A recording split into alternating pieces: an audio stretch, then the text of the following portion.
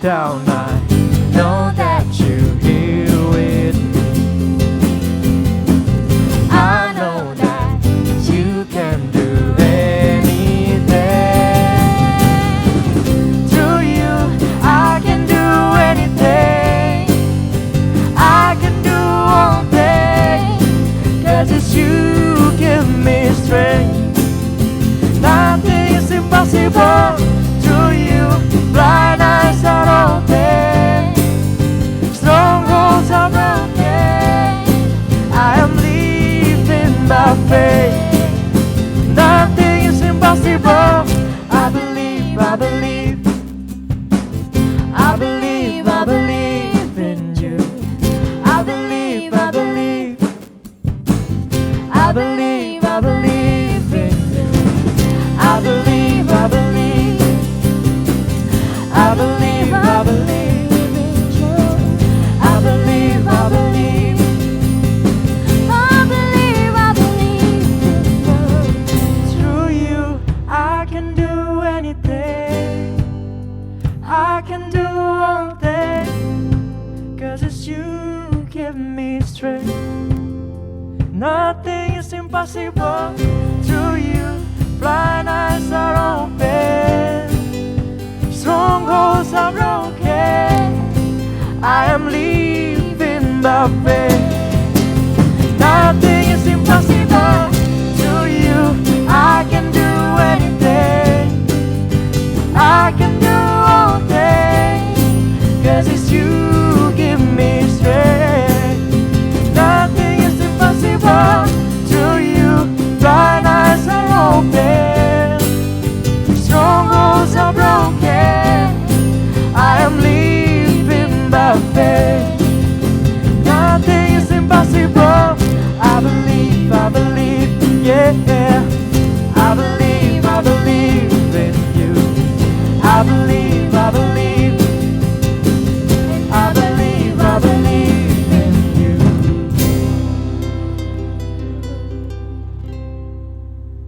Shalom teman-teman. Shalom. Hari ini kita akan mengadakan ibadah yang sedikit berbeda dengan ibadah kita sebelumnya. Kita akan mengadakan acara yang spesial, yaitu talk show dengan tema Passion versus Future. Kamu tahu nggak Put artinya passion apa? Jelaskan dong lah. Waduh, passion adalah sesuatu yang tidak pernah kita bosan untuk melakukannya, dan passion adalah segala hal yang kita korbankan untuk mencapai sebuah tujuan. Dan passion itu tidak berbicara tentang untung dan rugi, gitu. Jadi future di sini yang dimaksud adalah bagaimana passion kita itu sesuai dengan masa depan yang kita inginkan atau kita harapkan. Jadi apakah itu akan sesuai atau enggak? Nah, biasanya mengalami kegalauan atau masalah-masalah kayak gini itu adalah teman-teman kita atau adik-adik kita yang sekarang lagi kelas 3 SMA atau kelas 3 SMK pun. Kamu dulu waktu kelas 3 SMA sempat mengalami kayak gitu nggak? Kamu SMA atau SMK dulu? Saya SMK. Pernah nggak dulu sempat Kalau saya kepikiran enggak gitu? sih. Saya pokoknya langsung kerja gitu. Langsung kerja ya? Kenapa dulu kamu mikirnya kok kayak gitu? Ya karena kan dari awal beliau sudah SMK kan. Oh Nah, gitu, jadinya berarti pengen langsung kerja. memang sudah direncanakan SMK habis itu langsung kerja. Betul. Kalau kamu sendiri gimana? Kalau aku dulu sih ya SMA terus habis itu ngelanjutin ke kuliah, walaupun dulu waktu kelas 3 SMA sih pengennya sebenarnya langsung kerja. Cuma ya memang nggak dibolehin sama orang tua, jadi ya walaupun pokoknya kuliah lah, entah itu nanti kuliahnya sambil kerja atau gimana, yang jelas tetap kuliah dulu kayak gitu. Nah nanti kita juga akan mengundang narasumber juga yang akan kita tanya-tanya di sini tentang passion mereka dan tentang masa depan mereka kayak gitu. Oke. Nah mari kita undang Langsung aja. Gracia dan Vensa. Silahkan duduk. Gak boleh salaman. Nah, kita mau perkenalan dulu nih Put. Oke. Gracia dan Vensa. Mungkin ada beberapa teman-teman kita yang asing dengan sosok Gracia ini. Jadi Gracia ini adalah salah satu teman angkatan saya waktu kaum muda dulu. Ya nggak jauh-jauh banget sih, angkatannya ya bukan angkatan tua juga. Masih muda. Bukan Cuma juga. ya, oh iya, angkatan Putra juga. Saya lupa kalau Putra seangkatan kita. Saya pikir Putra itu seangkatannya Pak Bambang. Iya. Jadi dia itu dulu teman seangkatan saya dan seangkatan Putra juga, dan harus sudah waktu dulu pindah ke Surabaya tahun berapa ya, Chris? 2012. Tahun 2012. Jadi 8 tahun ya nggak aktif di kaum muda lagi karena harus pindah ke Surabaya melanjutkan kuliah di sana.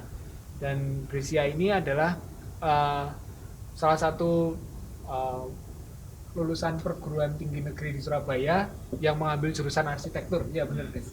Oke, kalau Vensa dia salah satu anak kaum muda Gatsero juga. Iya, siapa yang nggak kenal Vensa ya? Ya, banyak kayaknya. Banyak yang nggak kenal. Iya. Vensa ini dulu aktif pelayanan di Gatsero juga. Dia dulu melayani musik di sini. Kalau pulang juga kadang-kadang masih sering pelayanan juga ya, Sa? Pasti. Nah, itu pasti dia. Pasti pelayanan karena yang request banyak. Kak Vensa dong, Kak Vensa dong. Jadi gitu. Nah, kita ingin tanya nih beberapa hal tentang passion kalian dan masa depan dulu waktu kalian setelah lulus SMA ini pengennya kemana, masa depan kalian itu maunya kayak gimana kayak gitu. Sesuai nggak sih dulu waktu kalian sudah lulus SMA itu atau sebelum lulus SMA itu passion kalian itu kira-kira sesuai nggak sih dengan apa yang terjadi sekarang ini kayak gitu. Nah, nanti tanya Put, apa Put? Saya Kamu mau tanya. apa Put? Tanya pertama, bagaimana sih kalian dulu waktu mau lulus sekolah gitu ya, terus mau menentukan pilihan untuk kuliah ini, gimana sih dulu? Dari Vensa dulu deh. Jadi gimana cara memutuskan tujuannya? Dulu waktu memutuskan. Jadi puji Tuhan, saya dari dulu suka musik, puji Tuhan. Tapi dulu sempat bingung aja sih. Dulu kan SMA suka banget sama bahasa Inggris juga. Bukannya banyak ya? Tapi akhirnya berdoa, tanya Tuhan, tanya papa mama. Ya udah, terus akhirnya fix di musik. Nah, akhirnya fix musik aja. Lanjut sampai sekarang. Tapi dulu kalau nggak salah orang tua juga senang musik juga ya.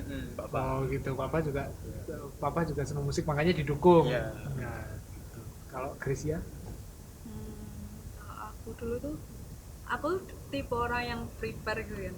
Jadi emang memutuskan untuk kuliah jurusan apa tuh enggak yang deket-deket mau lulus gitu, tapi udah beberapa tahun sebelumnya. Jadi aku suka sama hal-hal yang berbau arsitektur, jadi aku memutuskan oh berarti aku harus masuk IPA, harus gini gitu kan.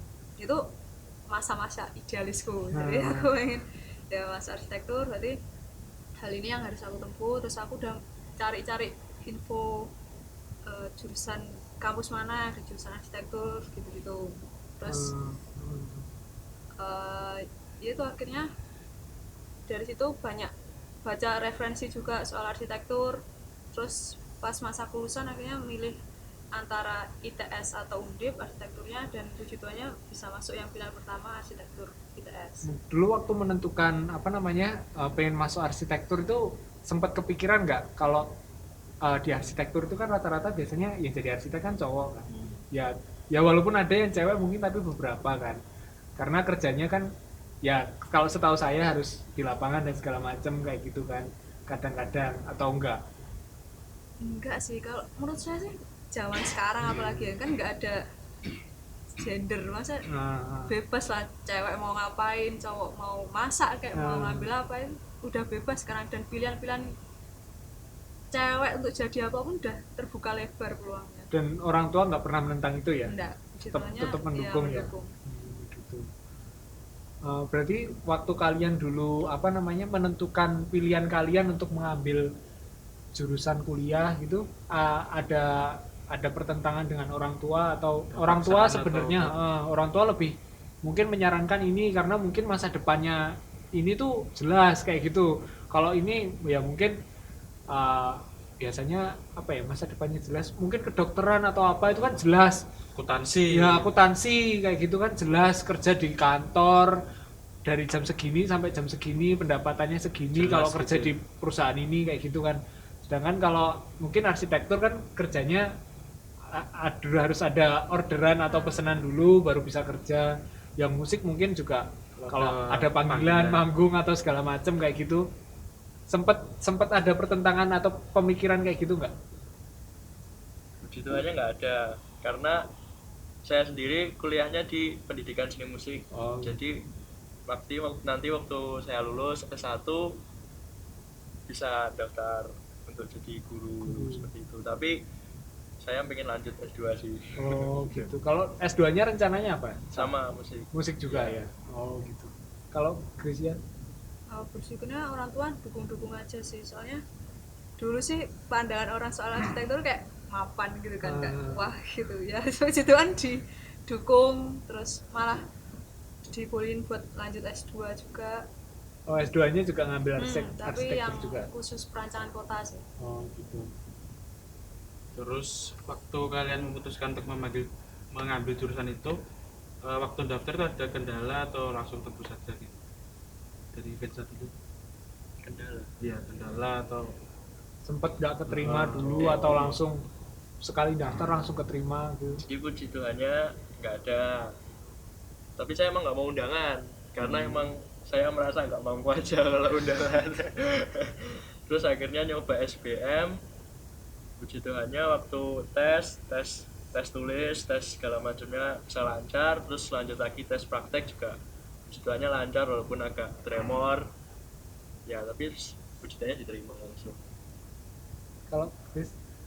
Dulu sih ya menurut saya lancar-lancar aja sih, tapi emang persiapannya dari lama, nggak yang asal pengen langsung masuk gitu. Jadi emang dulu ya saya beda dari Vensa, saya pengen lewat undangan sih, soalnya mikir saya kalau SBM nanti bakal les lagi, mikir lagi. Nah saya belajar lagi. Nah, saya nggak pengen, udah males lah sama gitu-gitu. Berarti jadi, memang well prepared banget nih dari jauh-jauh. Jadi emang yes, bisa mungkin nilai saya nggak bagus itu nggak perlu sih, yang penting konstan kan kalau dulu yang dibutuhin. Jadi ya itu sih. Berarti dari awal masuk kelas 1 SMA pun sudah direncanakan untuk masuk ke arsitektur dan pengennya undangan? Enggak kelas 1 juga, kelas 2 sih. Kelas 2 berarti kelas persiapannya mulai dari situ ya.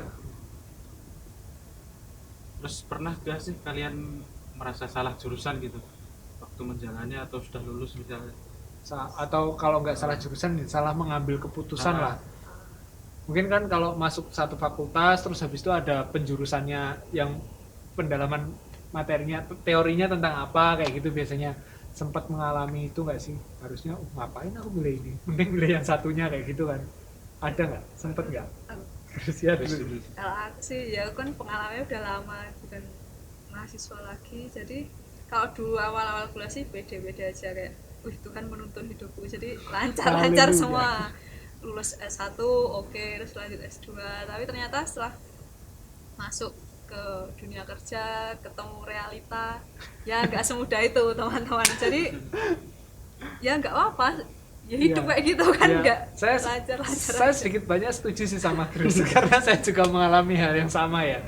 Ya kadang-kadang kita waktu awal kuliah tuh, wah ini jurusan yang saya inginkan, ini jadi masa depan yang saya harapkan, tapi ternyata setelah lulus kuliah gitu, bilang udah lulus ya? Oh sudah dong. Wah sudah dong. Baru tahu saya. Harusnya saya pasang bawa foto ini ya, kelulusan saya di sini saya ya. lulus Wah, gitu. Tapi udah nggak kepake ijazahnya juga. Ya jadi kadang-kadang gitu waktu hal-hal kayak gitu tuh kita mengalaminya setelah kita lulus kadang-kadang. Jadi kita setelah lulus kita pas nyari kerja. Ini buat Vensa ini nanti. Jadi kadang-kadang pas nyari kerja, wah ini nyari kerja yang sesuai saya inginkan ini kok agak susah, nggak ketemu biasanya kayak gitu. Dan idealisme orang yang baru lulus itu kok pokoknya saya harus kerja sesuai dengan jurusan yang saya ambil, biasanya kayak gitu. Nah ya biasanya kita merasa sedikit salah jurusannya di situ sih. Kalau Vensa gimana Sa? Kalau saya selama menjalani kuliah ini ya, karena saya belum lulus, jadinya belum sempat ada kepikiran, oh aku salah ambil jurusan ini atau salah ambil mayor ini, enggak. Jadi kayak ya udah sak prepare gitu. Aku juga suka piano, berarti waktu aku sudah mau masuk ke musik langsung ambil mayornya piano. Nah, dan selama ini menurut saya belum sih, karena di Jogja pun musik pun juga laku gitu. Jadi karena di Jogjanya itu ya, pekerjaan mungkin yang karena berhubungan dengan musik Jogja, banyak ya di sana. Jadi ya saya juga dapat penghasilan dari musik juga selama Puji Tuhan. kuliah di sana. Kalau Putra sempet nggak Put dulu Put? Apa lah? Waktu kerja ini kepikiran nggak, wah aku pengen kuliah kayak gitu? Ya, kalau kepikiran pernah sih lah, pengen Oh, kuliah. pernah kepikiran juga ya? Tapi ternyata. mending uangnya buat yang lain. Oh gitu. Karena kebutuhan yang lain lebih penting ya. Betul. Aslinya perasaan kayak gitu nggak yang terus-terusan Ya. ada sih. Cuma sesekali dan kepikiran. ya nggak, ya sedih nggak apa, tapi semua orang juga ngerasain itu. Iya, kayaknya Betul. saya juga merasanya sih seperti itu ya. Iya. Kalau nggak di bidang kerjaan atau kuliah pasti ya di bidang di hal yang lain. Saya punya tips. Nah, Apa ini tipsnya? Keren. Jadi buat teman-teman yang mau milih jurusan atau buat mengambil keputusan, saya sarankan deket sama Tuhan. Jadi Nggak kita pasti ambil jurusan aja. enggak tuh enggak ngambil jurusan aja, tapi kan konteksnya ngambil Iya. jurusan. Ditanya aja sama Tuhan, Tuhan Yesus, aku pengen ini, baiknya gimana? Tuhan pasti sediain yang terbaik kok. Oh ya, sama itu, selain ya berdoa juga cari nasihat dari pembimbing rohani, dari teman-teman yang udah ngalamin. Itu pasti kan mereka lebih banyak wawasannya. Ya, jadi gitu tadi beberapa pertanyaan yang sudah dijawab sama Vensa sama Grace tentang passion mereka yang menentukan keputusan mereka sekarang ini, dan ya kita sudah dengar beberapa. Jadi intinya kalau kita pengen mengambil segala sesuatu yang berhubungan tentang masa depan kita harus benar-benar tanya sama Tuhan apa yang Tuhan mau tentang hidup kita gitu. Jadi jangan sampai nanti kita merasa kita ada di keputusan yang salah gitu. Dan kita akan berbicara lebih banyak lagi, nanti kita juga akan ngobrol sama Vensa sama Grace juga, dan ada satu narasumber lagi. Tetap bersama-sama dengan kita.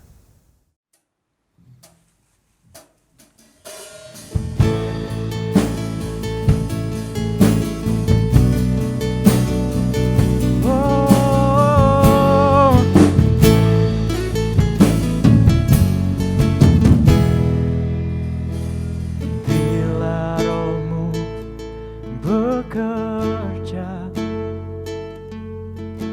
tak ada yang mampu menahannya. Pribadi yang agung nan mulia, tercurah untuk hati yang terluka. Bila rohmu berkarya, hati yang keras dilembutkan.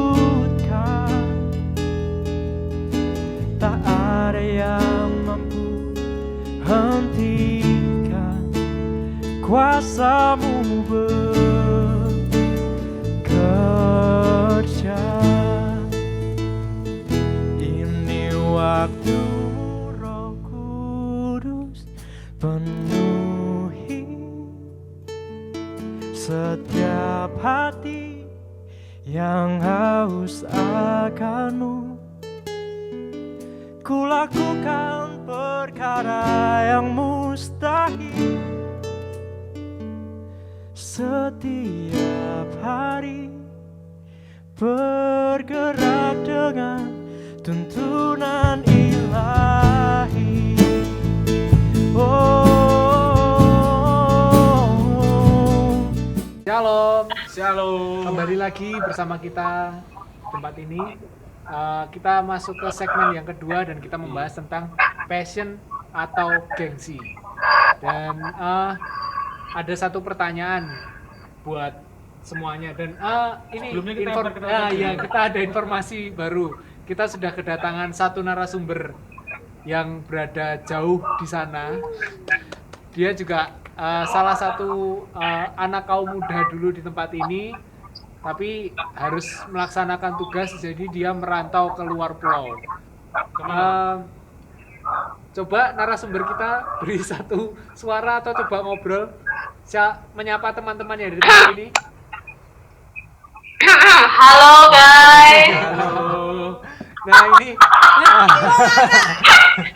ini adalah teman kita satu angkatan juga sama saya, sama Grace, sama Putra, namanya Putri, dan dia adalah putri dari Pak Bambang.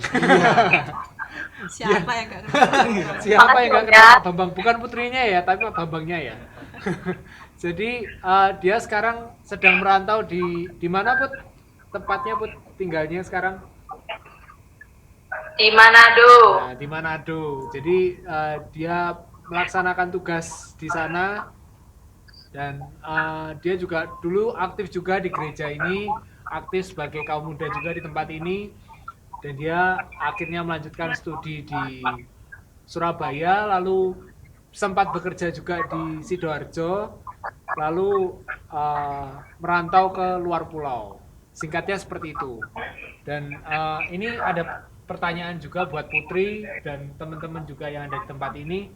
Kalian dulu merasa nggak sih kalau stigma masuk ke PTN itu bagus dan punya masa depan yang cerah kalau kita masuk ke PTN, beda kalau kita masuk ke PTS atau perguruan tinggi swasta?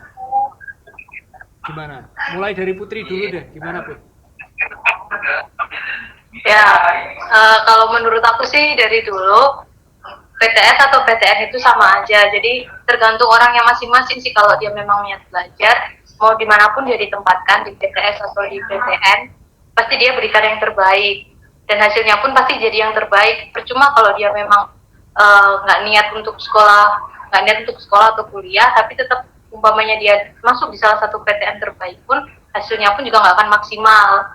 Gitu sih kalau menurutku. Berarti tergantung anaknya juga ya, motivasinya kuliah gitu Ya. Kalau Ya, betul. Vensa, gimana Sa? Gimana Sa? Sama aja sih, kadang malah ada PTS yang lebih bagus jurusannya daripada di PTN. Contohnya itu yang Jakarta itu sekolahnya Echa Sumantri kan lebih bagus daripada UNI. Kita harapan Ya itu. Jadi ya tergantung kitanya sih, mau, kalau aku di musik ya berarti latihan, ngulik-ngulik lagu sama ya sering-sering berdoa harusan kayak gitu. Nah, kalau Chris gimana Chris? Kalau aku sih menurutku ya sama aja sih PTN PTS kualitasnya, tapi dulu yang tak pikir masuk PTN tuh ya lebih murah aja dulu daripada PTS. Iya, saya dulu juga mikirnya gitu sih. Ya, realistis. Tapi dulu saya nggak kepikiran buat masuk Iya, PTN sih. Tapi kan sekarang udah nggak masalah, soalnya banyak Ya. beasiswa juga kan yang ditawarin Nah, iya. PTS maupun Puji PTN. Tuhan dulu juga saya waktu masuk PTS juga di beasiswa. Busri ya? Iya, beasiswa dari orang tua saya. ya kalau menurut saya sih juga nggak ada masalah ya, kita mau masuk PTN, mau masuk PTS. Ya tergantung anaknya juga, banyak juga orang-orang sukses yang dia kuliahnya di di perguruan tinggi swasta juga kayak gitu. Jadi tergantung dari kitanya sendiri. Kalau kita niat, kita punya motivasi yang bagus untuk kuliah, ya pasti kita mendapatkan hasil yang terbaik juga gitu. Sama Tuhan izinin apa enggak. Nah benar, Itu yang paling penting. sejalan nggak sama rencananya Tuhan. Ini buat yang sudah kerja ya. Saya mau tanya, setelah kerja itu kalian merasakan antara perguruan tinggi negeri sama perguruan tinggi swasta itu ada bedanya nggak sih? Kalau dulu kan rumornya itu kayak kalau masuk ke perguruan tinggi negeri itu cari kerja pasti lebih gampang dan posisinya pasti lebih bagus kalau kalian masuk ke perguruan tinggi negeri. Beda kalau perguruan tinggi swasta mungkin dianaktirikan lah, nggak penting kayak gitu. Beberapa tempat sih masih ada yang gitu, maksudnya masih mengikuti alumni, jadi alumninya banyak di situ dan kerjanya bagus, oh berarti perguruan tinggi ini bagus. Tapi semakin berkembangnya sekarang tuh kayaknya udah nggak terlalu berpengaruh juga sih di PTN atau PTS. Yang penting kan ya track recordnya, terus CV-nya gimana, pengalamannya apa aja, itu yang lebih dilihat sih sama pekerjaan. Kalau Putri gimana Put?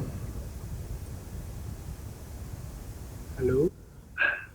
Nah, kalau aku menurutku memang di beberapa tempat ada perbedaan sih, karena ya betul yang dikatakan Chris, ada ikatan alumni masing-masing perguruan tinggi. Jadi ya ada beberapa yang memang dari kalau alumninya kuat ya bakalan bisa masuk situ gitu, tapi sekarang nggak terlalu sih. Oh gitu ya.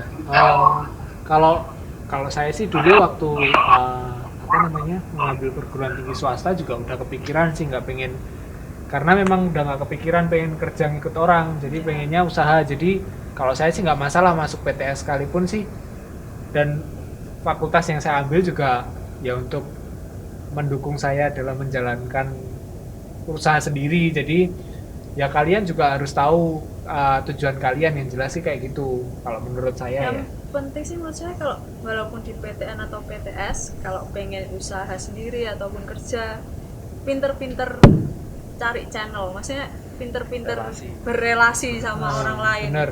Kalau Tuh. sama aja kalau di PTN tapi ya individual, apatis ya sama aja, nanti pas masuk dunia kerja ya susah-susah juga. Salah satu keuntungannya kita kuliah dulu itu memanfaatkan keuntungan dengan menambah relasi sih sebenarnya kalau menurut saya sih.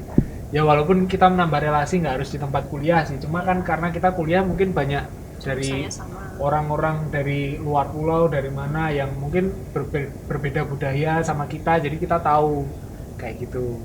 Dan buat kalian semua nih, semisal kalian nggak mendapatkan mimpi kalian punya rencana cadangan nggak? Vensa dulu. Kalau saya nggak ada. Nggak ada.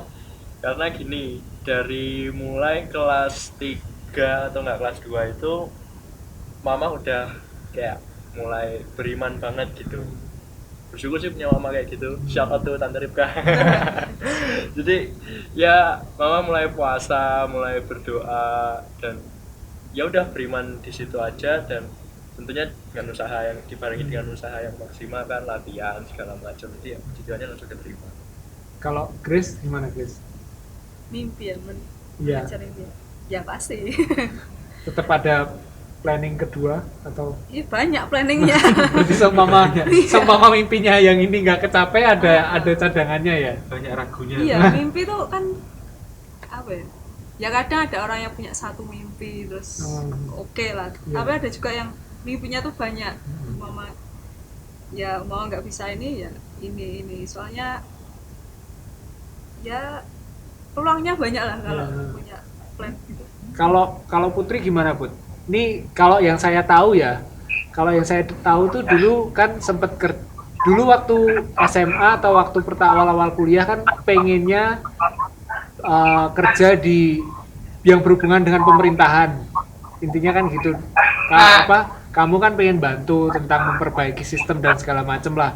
Dulu kalau nggak salah sempat cerita juga sama kita yang satu angkatan, kalau nggak salah gitu. Tapi waktu setelah lulus kuliah kan sempet juga kerja yang mungkin bukan sejalan dengan mimpimu itu. Terus sampai akhirnya ada kesempatan kamu bisa sampai sekarang bisa sesuai dengan keinginanmu itu. Dulu sempat kepikiran melupakan mimpi atau punya cadangan mimpi, mempunyai cadangan rencana gitu nggak? Pasti ada kalau cadangan rencana. Jadi nggak cuma kalau aku sendiri ya, nggak cuma plan satu hal aja, tapi buat kemungkinan lain, siapa tahu yang A nggak bisa jadi yang B nggak bisa jadi yang C. Jadi ya kalau menurutku sendiri, semakin banyak kita punya rencana, ya kita semakin bagus sih mau menentukan hidupmu tuh mau kemana gitu. Nggak, ketika satu umpamanya plan A nggak tercapai, terus akhirnya bingung, aduh mau gimana ya, mau lanjut kemana ya, nah itu bakal lebih menghabiskan waktu lagi gitu untuk setup, aduh harus nyusun dari awal nih plannya gitu. Kalau menurutku sih gitu, semakin kita banyak punya rencana, terus semakin bagus. Iya sih, saya juga setuju kayak gitu.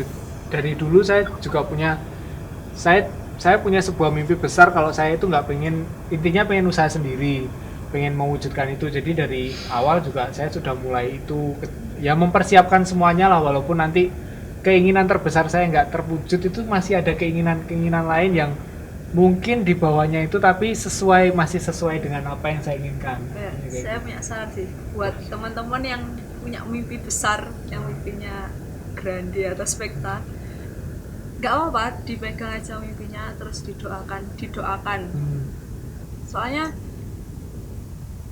siapa tahu suatu saat nanti walaupun kita lupa sama mimpi-mimpi kita, Tuhan tuh nggak lupa sama mimpi kita. Saya pernah baca di bukunya Sang Pemimpi ya, bermimpilah, beranilah bermimpi, soalnya semesta tuh bakal memeluk mimpi-mimpi itu. Ya. Itu. Keren. Ya, bagus. Ya saya juga percaya itu sih. Tuhan pasti mendengar selama mimpi kita itu ya baik, bukan mimpi yang buruk ya. Mungkin mencela apalah. Ya pasti akan sediakan itu dan sesuai dengan rencananya Tuhan sih. Saya percayanya itu. Asalkan kita berdoa dan berusaha. Jangan cuma mimpi tok tapi nggak ngapa-ngapain kan ya, sama aja kayak kita tidur iya kan nggak mewujudkan apa-apa ya, sama aja. Dan ya Tuhan pasti bakal mendengar mimpi yang bukan untuk diri kita sendiri, maksudnya nanti bisa jadi berkat buat orang lain. Setuju. Nah ini tadi tips kita untuk menjalani kehidupan masa depan kita yang sesuai dengan apa yang Tuhan mau itu. Kira-kira teman-teman yang di sini punya tips nggak? Kalau tadi kan beberapa sudah, Renza juga sudah jawab kalau ya harus sering-sering tanya sama Tuhan dalam setiap mengambil keputusan kayak gitu, melibatkan Tuhan dalam mengambil rencana kita kayak gitu. Tapi selain itu ada nggak tipsnya? Tips untuk sesuai masa depan kita, sesuai apa yang dikehendaki Tuhan. Yang pasti kalau aku sih ya selain pasti tanya Tuhan, terus sering-sering mengevaluasi cita-cita atau mimpi-mimpi itu tiap kapan lah, pas kita jatuh, pas kita berhasil itu dievaluasi. Terus umpama tadi kembali sama passion ya, passion tuh baik, tapi menurut saya passion tuh langkah awal aja. Untuk mencapai mimpi, passion tuh juga harus didukung sama daya juang, didukung sama komitmen, didukung sama inovasi juga. Kita kan nggak bisa gitu-gitu aja kan, juga harus berkembang. Ya itu sih. Kalau Vincent? Jangan capek-capek belajar. Ya. Jadi kita harus selalu mengevaluasi diri sendiri. Kadang kita merasa, oh ini udah enak, tapi ternyata di atas kita masih ada yang lebih baik. Contoh di musik aja banyak yang kayak gitu dan akhirnya jatuh karena nggak mau belajar. Jadi ya banyak-banyak belajar, banyak-banyak latihan, pasti sukses. Dan jadilah orang yang open mind, berpikiran terbuka, jadi bisa nyerap banyak ilmu lah. Enggak. Kalau Putri gimana Put? Tipsnya apa Put? Untuk gimana mimpi kita atau hidup kita itu sejalan dengan apa yang Tuhan kehendaki? Tipsnya sih kalau dari aku dua. Yang pertama, karena supaya kita tahu mimpi kita sesuai sama Tuhan atau enggak, ya kita harus dekat sama Tuhan gitu. Kalau kita nggak dekat sama Tuhan, ya gimana kita tahu mimpi kita itu sesuai sama rencana Tuhan, sesuai dengan kehendaknya Tuhan atau sesuai dengan diri kita sendiri gitu. Terus yang kedua, apa yang ada padamu sekarang kerjakan dengan baik-baik gitu. Karena Tuhan itu mempercayakan kita dari hal yang kecil. Kalau kita mengelola apa yang ada pada kita sekarang, entah kamu kuliah, kerja, apapun itu yang ada padamu sekarang, kalau kamu kelola dengan baik, pasti Tuhan tambah-tambahkan lebih lagi. Dan meskipun kadang sering kita agak melenceng sedikit lah mungkin dari mimpi kita gitu, agak mencong ke kanan, ke kiri gitu, tapi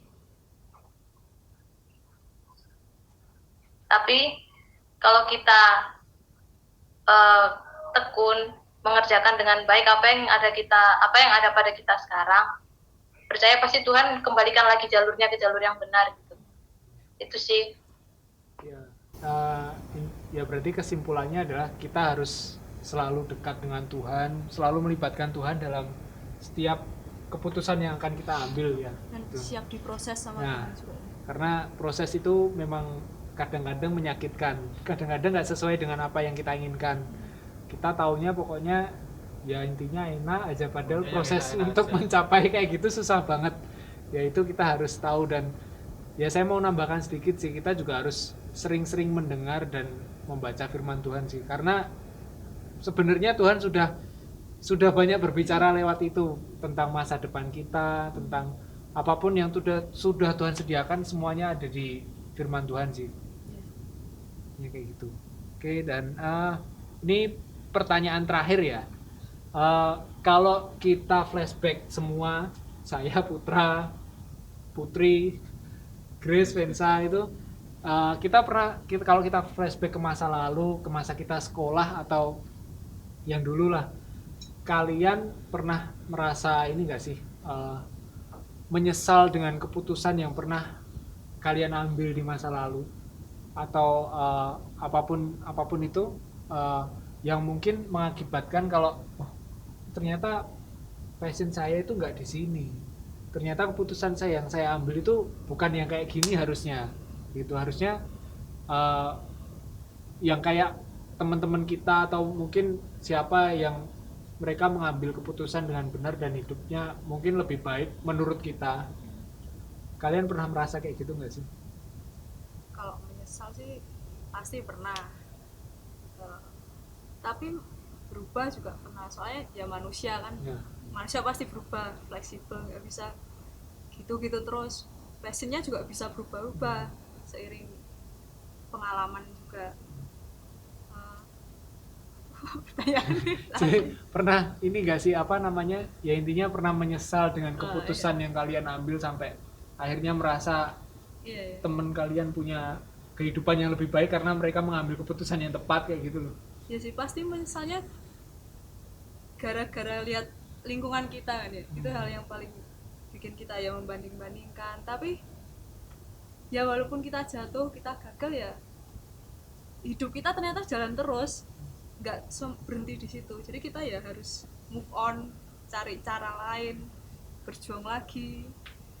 Soalnya pasti Tuhan ngasih kemampuan kita untuk bertahan, untuk berjuang lagi, kreativitas lagi, minta sama Tuhan. Kalau Vensa gimana? Menyesal nggak deket sama Tuhan dari dulu. Karena mungkin saya pribadi ngerasa deket sama Tuhan tuh ternyata enak ya. Jadi milih, saya sampai kadang milih baju aja tanya Tuhan, Tuhan aku mau beli ini boleh nggak gitu. Karena ya emang Tuhan yang megang hidup kita, Tuhan yang berkehendak atas hidup kita. Kadang kita maunya aku pengen main di sini, aku pengen kuliah di sini, tapi kalau Tuhan nggak izinin kita mau berusaha segimanapun juga nggak bisa kan. Terus kalau misal emang kita di sana merasa jatuh atau merasa kok gagal ya, kok nggak kayak teman-teman ya, saya punya prinsip, mungkin bisa teman-teman ikuti juga kalau mau.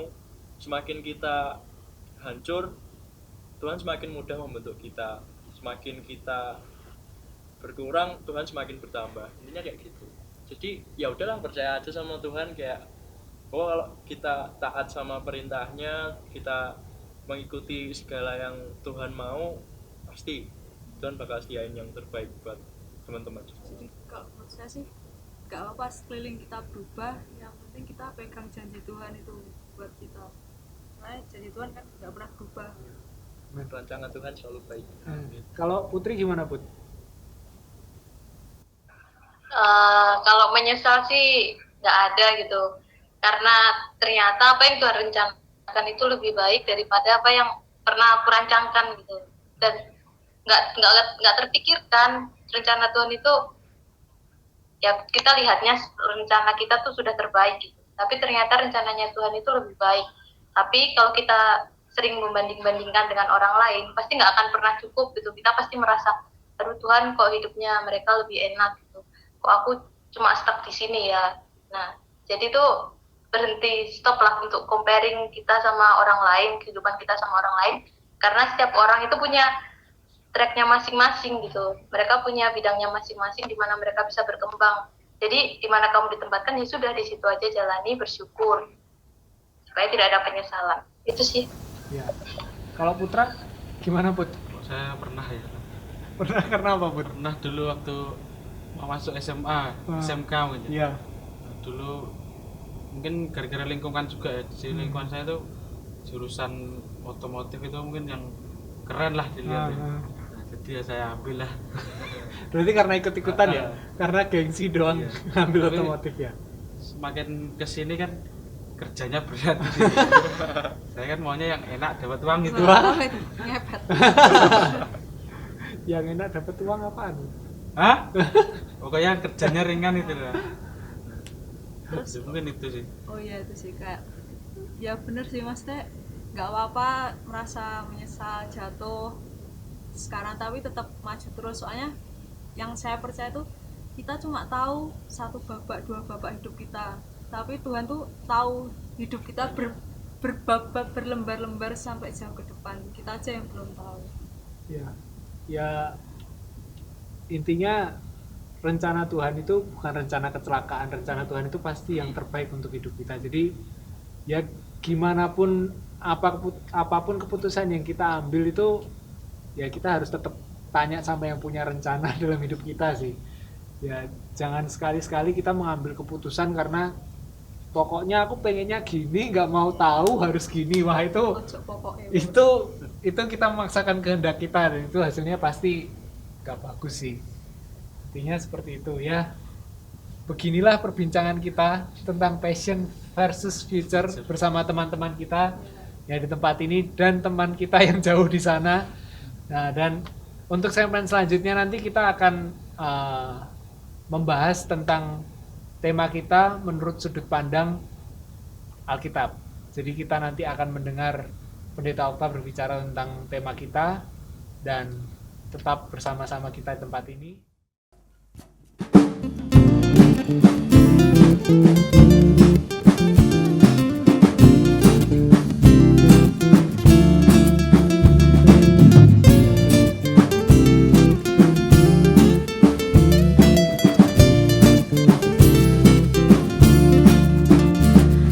Yang begitu besar, lebih kuat dari dosa. Kasih yang menemukanku, selamatkan dan pulihkanku. Ku naikkan syukurku, ku tak akan berhenti memuji, meninggikan namamu selalu, menari, memuliakanmu. Dibebaskan, dibangkitkan hidup yang kau dan kini hanya untukmu.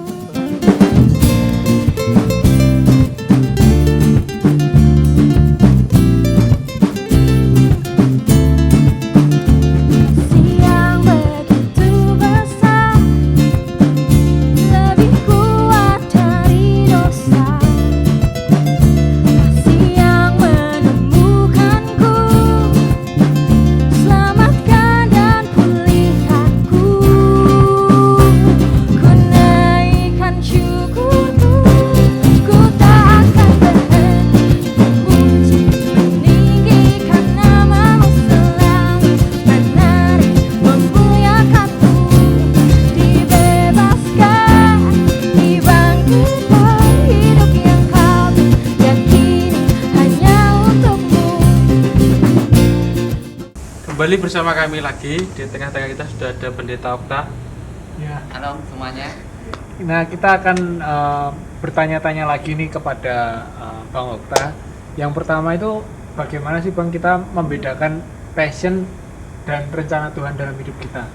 Jadi atau menyelaraskan lah passion dan rencana Tuhan dalam hidup kita. Oke,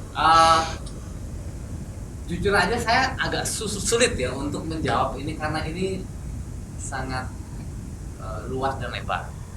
Bagaimana kita tahu bahwa passion dan rencana Tuhan itu akhirnya pada akhirnya bisa sinkron. Iya.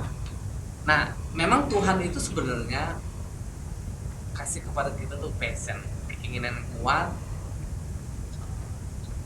bakat, talenta, skill dalam hidup kita. Nah, sebenarnya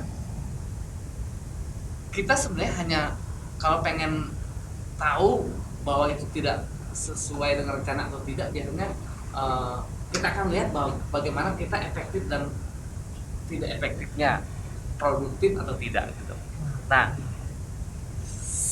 sejauh mana passion itu sesuai dengan rencana Tuhan, pasti passion itu tidak bertentangan dengan firman Tuhan pasti gitu ya. Yang sama passionmu apa? nyolong gitu ya. Ini jelas bukan bukan passion yang dari Tuhan gitu loh. Jadi yang pasti passion Tuhan yang dari Tuhan itu tidak akan melanggar firman Tuhan dalam hidup kita. Waktu kita menjalankan passion kita, nilai-nilainya tidak akan bertentangan dengan firman Tuhan. Terus kalau apakah kita itu bisa sukses kalau kita nggak mengikuti passion kita, atau mungkin kita bekerja nih nggak sesuai passion kita tapi kita bisa tetap berhasil nggak sih Bang, kira-kira Bang? Ya, memang idealnya itu memang kita tuh bisa bekerja, kita sekolah, kita melayani sesuai dengan passion kita, itu idealnya. Tapi kan kita dalam realitanya kita menemukan bahwa ternyata ada banyak orang, bahkan kita sendiri mengalami gitu ya, bahwa ternyata saya kerja, saya sekolah, saya melayani atau melakukan apa-apa, kayaknya ini bukan passion saya, ini bukan sesuatu yang betul-betul begitu kuat dalam hidup saya, sehingga ketika saya melakukannya saya begitu bahagia, saya begitu puas dan lain sebagainya. Nah,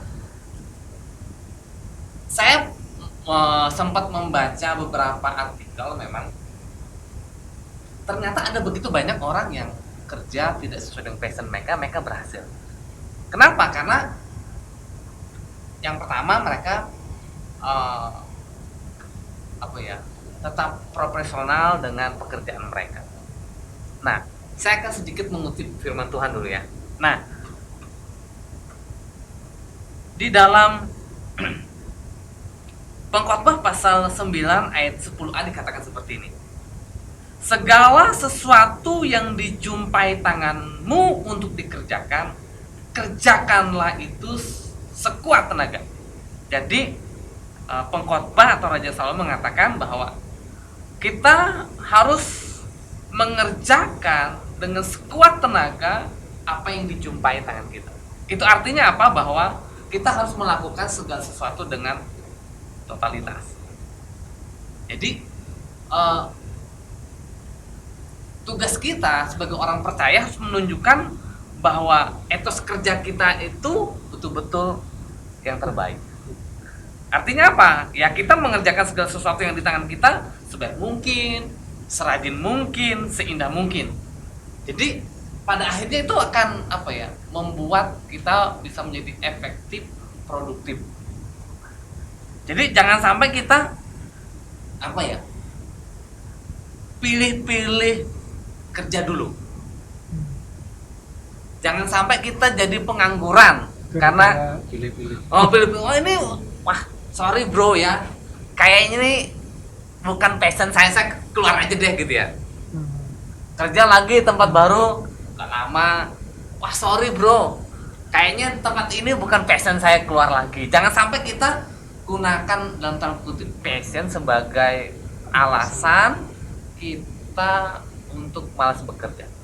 Maksud saya seperti ini, bahwa kerjakan dulu apa yang ada di depanmu, ya. Kerjakan dulu dengan sekuat tenaga, dengan penuh tanggung jawab, dengan setia. Ketika engkau sudah berhasil mengerjakan itu, maka baru coba kita kejar passion kita. Jangan sampai kita gara-gara passion seperti tadi, kita jadi pengangguran, kita jadi nggak kerja, kita nggak makan, mati gara-gara passion gitu. Berarti kadang-kadang kita harus realistis dulu ya Bang sama kehidupan kita. Maksudnya kalau ini bisa mendatangkan pendapatan buat kita, maksudnya nggak harus nganggur dan segala macamnya, ya kita harus mendahulukan itu sambil kita menyiapkan segala sesuatunya untuk mengejar passion kita ke depannya nanti. Berarti kurang lebihnya kayak gitu berarti. Ya betul, karena gini, memang seperti yang saya katakan tadi, idealnya sih kita kerja sesuai dengan passion kita. Tapi kan realitanya kadang-kadang kita bertemu dengan orang yang banyak orang tuh kerja tidak sesuai dengan pendidikannya, tidak sesuai dengan skillnya, tidak sesuai dengan keterampilannya, cita-citanya, bahkan dengan passion. Ya kan, contohnya ada orang yang dulu kuliah di hukum, tapi dia kerjanya di bank gitu ya, jadi sales gitu ya. Ada orang yang lulusan S1, tapi kerjanya apa? Ojol. Kan seperti nggak nyambung gitu ya. Teman-teman saya dulu sekolah Alkitab, tapi ternyata mereka kerja di sekuler. Kan seperti itu. Nah, pertanyaannya, apa salah kita punya idealis? Saya harus kerja sesuai dengan, nggak salah. Tapi kalau kita belum menemukan apa yang menjadi kerinduan kita, kerjakan dulu apa yang ada di depan. Itu. Gitu. Terus ini ada pertanyaan juga nih Bang dari sosial media kita, beberapa teman-teman ada yang tanya. Jadi terkadang mimpi kita terhalangi oleh keadaan kondisi yang tak menentu, kayak kondisi keluarga yang nggak memungkinkan kita untuk lanjut sekolah lagi, atau mungkin keadaan-keadaan lingkungan sekitar kita yang nggak mendukung untuk kita bisa mencapai mimpi kita kayak gitu. Nah kita itu harus gimana Bang? Kita harus tetap memperjuangkan keinginan kita. Mungkin ya ada beberapa teman-teman saya dulu juga gitu, dia punya keinginan yang sekolah ke jenjang yang lebih tinggi itu besar lah, tapi ya apa deh, orang tuanya nggak bisa mensupport mereka kayak gitu. Nah itu kita harus menyerah gitu aja sama mimpi kita untuk lanjut ke sekolah lagi atau gimana gitu.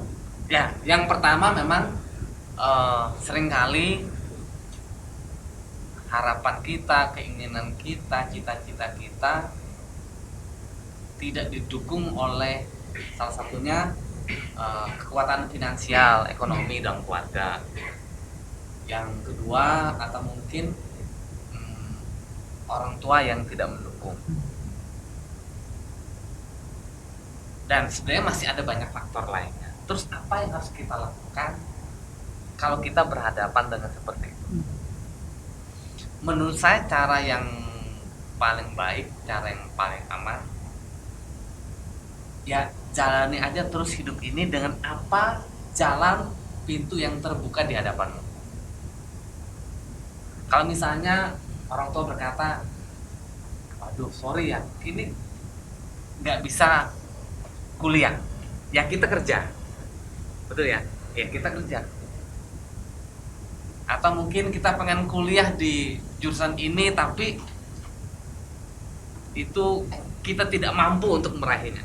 Ya tetap aja kita melakukan apa yang bisa kita lakukan. Kalau misalnya bisa kuliah di tempat lain, ya nggak apa-apa kuliah di tempat lain. Lakukan yang terbaik, sekolah dengan rajin, dengan baik. Kalau kita harus kerja untuk sementara gitu ya, misalnya kita mau kumpul-kumpul uang, ya kerja. Jadi kita jangan menyerah dengan keadaan, tapi jangan sampai karena faktor dalam tanda kutip itu kita tidak, jalan kita belum lancar, lalu kita jadi malas, lalu kita jadi putus asa. Jangan. Nah, saya mau mengutip lagi firman Tuhan ya. Firman Tuhan berkata seperti ini. Tangan yang lamban membuat miskin, tetapi tangan orang rajin menjadikan kaya. Itu Amsal pasal 10 ayat 4. Orang rajin akan memperoleh harta yang berharga. Orang rajin diberi kelimpahan. Nah, saya mengutip pernyataan dari seorang hamba Tuhan yang namanya Pendeta Henny Kristianus, yang mungkin sering dilihat. Dia bilang bahwa iman tidak memberi diskon kerja keras. Artinya apa? Bahwa sekalipun kita nggak bisa kuliah, tapi bukan berarti kita jadi malas. Enggak, kita harus tetap rajin. Kita harus rajin, kita harus sungguh-sungguh dengan apa yang ada di depan kita, apa yang bisa kita kerjakan. Kenapa? Karena saya percaya bahwa ketika kita rajin, ketika kita bertanggung jawab, ketika kita bisa dipercaya untuk hal-hal yang kecil, Tuhan akan mempercayakan perkara-perkara yang besar. Mungkin selama ini pintu itu masih tertutup. Tapi karena kita rajin, kita tanggung jawab, kita punya karakter yang baik, lalu Tuhan akan bukakan. Nah, saya kasih contoh dalam Alkitab itu adalah Daud. Sebelum dia jadi raja, dia jadi apa? Gembala domba yang hanya 2-3 ekor. Nabi Elisa itu ketika dia dipanggil oleh Elia untuk menggantikan dia lagi ngapain? Membajak sawah. Artinya apa? Dia orang rajin. Musa sebelum dia jadi pembebas bangsa Israel keluar dari Mesir, dia juga mengembalakan domba-domba di padang. Contoh lain lagi, murid-muridnya Tuhan Yesus waktu dipanggil, ayo kamu jadi muridku, follow me gitu ya. mereka itu bukan orang-orang pengangguran, tuh enggak? Iya. Ada yang jadi apa namanya? Nelayan. Nelayan, pemungut cukai, itu bukan orang-orang pengangguran. Terus Yusuf ya, kita tahu di dalam kitab. Sebelum jadi penguasa di Mesir, dia orang yang rajin, tanggung jawab, luar biasa. Nah, ketika dia melakukan itu, Tuhan melihat, wah, luar biasa. Akhirnya apa? Pintu yang tertutup tadi dibukakan oleh Tuhan. Jadi menurut saya, yang perlu kita tanamkan dalam hidup kita adalah jangan sampai kita kecewa, putus asa, kita jadi malas, kita tidak mau bertanggung jawab karena passion kita, cita-cita kita untuk sementara belum tercapai. Itu berarti juga berlaku buat teman-teman yang mungkin sekarang pengen masuk ke universitas tertentu tapi ternyata gagal dan ditolak gitu Bang ya berarti. Ya, Berarti buat teman-teman juga ya yang belum tercapai keinginannya untuk masuk ke universitas yang kalian tetap semangat, tetap berusaha dan tetap kerja keras. Ya itu pesan dari firman Tuhan. Terus lanjut ke pertanyaan keempat. Nah ini dari sosial media juga. Put, tolong bacain Put. Ini pernah nggak ketika kalian sudah menentukan pilihan tidak didukung orang tua? Bagaimana menjelaskan kepada orang tua, atau ketika kalian menentukan pilihan sudah didukung orang tua tapi di tengah jalan kalian merasa sepertinya keputusan kalian itu salah? Nah, itu gimana Bang? nah saya mau cerita dulu, kasus ini hampir seperti saya dulu. Waktu itu setelah saya lulus SMA, saya pengen kuliah di Jawa, di Tawangmangu. Tapi waktu itu orang tua saya berkata seperti ini, kayaknya jangan kamu ke Jawa karena salah satu faktor ekonomi, karena dua faktor keamanan. Nah, apa yang saya lakukan itu saya berdoa sama Tuhan, karena saya nggak mungkin bisa nentang orang tua saya. Saya hanya berdoa, Tuhan kasih tanda buat saya. Tanda pertama adalah saya pengen dapat beasiswa, jadi tidak bergantung kepada orang tua saya. Jadi saya pengen orang kalau benar-benar Tuhan panggil saya gitu ya, saya ingin Tuhan buktikan. Saya hanya minta tanda bahwa kebutuhan saya untuk pergi ke Jawa selama saya kuliah itu benar-benar Tuhan campur tangan luar biasa. Singkat cerita bahwa semua persiapan, semua kebutuhan, bahkan nanti biaya kuliah, ternyata saya dapat beasiswa.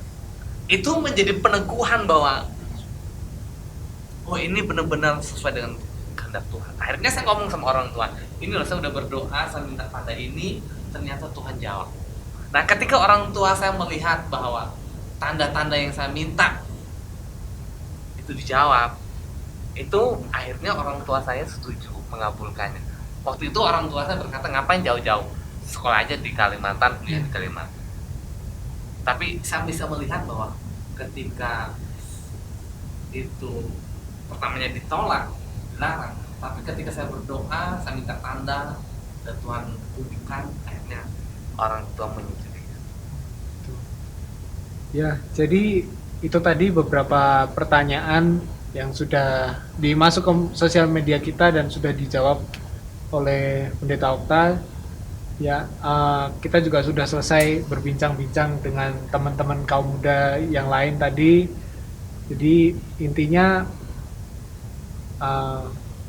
kita harus taat sama apa yang Tuhan rencanakan dalam hidup kita. Jadi apapun passion kita, walaupun itu nggak bisa tercapai sekarang, selama kita tetap berusaha, kita tetap maju terus untuk mencapai itu, ya Tuhan pasti akan bukakan pintu itu. Amin.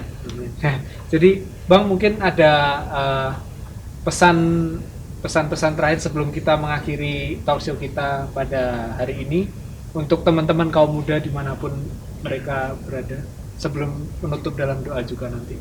Ya, saya tahu hari-hari ini adalah situasi yang sulit ya, yang sukar, mungkin yang baru lulus juga bingung, putus asa dan lain sebagainya. Mungkin planning kita, rencana kita, program kita ada yang tertunda, ada yang tidak terlaksana, bahkan hancur berantakan gitu ya, karena gara-gara corona ini gitu ya.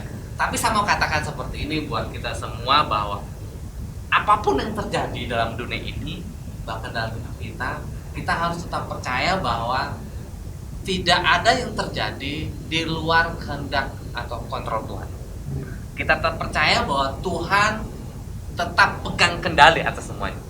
Artinya apa? Artinya sekalipun ini masa yang sulit, masa yang sukar, tapi Tuhan berkuasa untuk mengubahkan ini, untuk mendatangkan kebaikan. Yang mungkin hari ini kita nggak ngerti gitu ya, paham ini kenapa harus terjadi kok di masa saya gitu loh.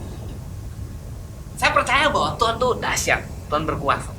Karena firman Tuhan jelas dalam Roma pasal 8 ayat 28 bahwa Allah turut bekerja untuk mendatangkan kebaikan bagi orang yang mengasihi Dia.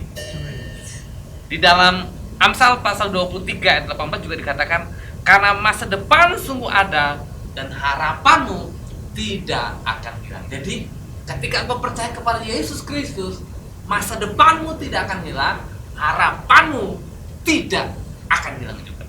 Amin. Dan saya minta nanti Pendeta Opa akan menutup acara talk show ini. Doa untuk kita semua, anak-anak muda dimanapun kita semua berada, walaupun kita masih belum bisa ibadah bersama di tempat ini, tapi saya yakin kalau kita tetap dekat dengan Tuhan, kita tetap mendengar firman Tuhan, kita tetap selalu dalam lindungan Tuhan. Amin. Oke, mari kita akan berdoa bersama-sama. Bapa, kami mengucap syukur karena kami telah sharing, kami telah berbagi bersama-sama tentang passion dan tentang masa depan.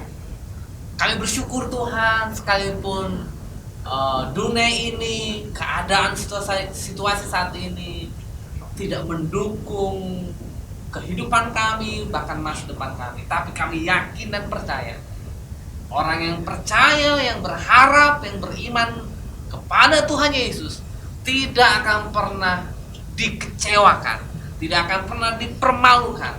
Kami akan melihat tangan Tuhan sedang merenda, sedang bekerja di balik segala sesuatu ini Tuhan, untuk mendatangkan kebaikan bagi kami. Oleh sebab itu Tuhan, tolong kami anak-anak muda-Mu, supaya kami tidak menjadi lemah, tidak menjadi kecewa, atau menjadi putus asa dengan keadaan ini. Tetapi biarlah kami terus bergantung dan berharap kepada Tuhan. Iman kami, kasih kami, kesetiaan kami tidak menjadi pudar, tetapi akan semakin kuat di dalam Engkau. Terima kasih Bapak, Engkau memberkati kami semuanya dengan kesehatan, dengan kekuatan, dengan perlindungan yang sempurna daripada Tuhan. Engkau memberkati setiap pendidikan, Engkau memberkati setiap pekerjaan, Engkau memberkati setiap masa depan kami, bahkan keluarga kami semuanya Bapak. Terima kasih Bapak, Engkau juga memberkati setiap kami yang sudah mengambil bagian dalam pelayanan hari ini. Terpujilah Engkau Bapa, di dalam nama Tuhan Yesus kami berdoa dan mengucap syukur. Amin.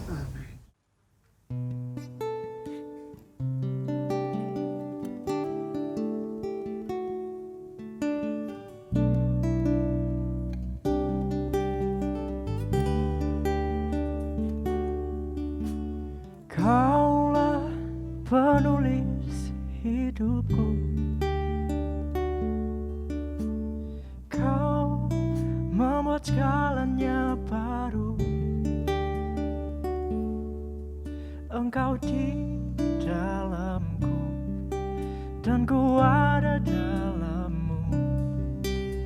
Tak ada yang tak mungkin bagimu. Ku dicipta untukmu, untuk membawa harum namamu. Engkau di dalamku dan ku ada dalammu. Ku datang mencari wajah